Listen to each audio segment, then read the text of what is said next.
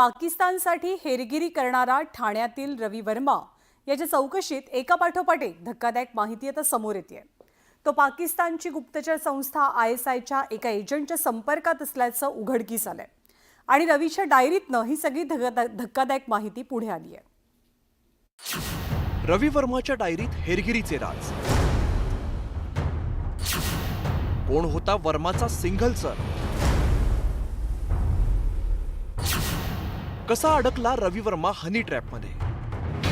पाकिस्तानसाठी हेरगिरी केल्याप्रकरणी ठाण्यातील रवी वर्माची दहशतवाद विरोधी पथकाकडून चौकशी केली जाते।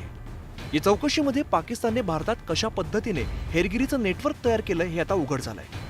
रवी वर्माची एक डायरी तपास पथकाच्या हाती लागली आहे। रवी वर्मा पाकिस्तानी गुप्तचर यंत्रणेतील एका अधिकाऱ्याच्या संपर्कात असल्याचं डायरीतून उघड झालंय।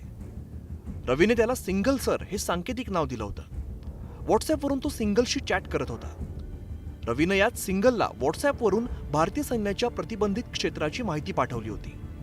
या डायरीत प्रीती सिंघल, इस्प्रीत, आकृती, पायल शर्मा आणि सिंघल कुमार यांचा उल्लेख आहे। रवीला प्रीती सिंघलने 3 वेळा पैसे पाठवले होते। 2000, 4000 आणि 5000 रुपये असे वेगवेगळ्या तारखेला रवीच्या मुंबईतील बँकमध्ये पैसे जमा झाले होते।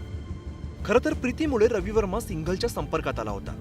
पाकिस्तानी गुप्तचर संस्था ISIने रवी वर्माला प्रीती नावाच्या तरुणीच्या माध्यमातून हनी ट्रॅपमध्ये अडकवलं होतं। पाकिस्तान गुप्तचर यंत्रणांच्या महिला नाव बदलून रवी वर्माशी बोलत होत्या। त्यामध्ये प्रीती सिंघल नावाची एक अशी तरुणी होती जिच्यासोबत रवी वर्माने अश्लील चाळे केलेले आहेत असं त्याच्या आईच्या लक्षात आलं। त्यावेळी त्याच्या आईनं त्या प्रीती सिंघलला फोनवरून झापलं। त्यांचा वाद देखील झाला आणि हे सोडवण्याकरता सिंगल सर नावाच्या एका व्यक्तीनं रवी वर्माच्या आईला फोन केला होता।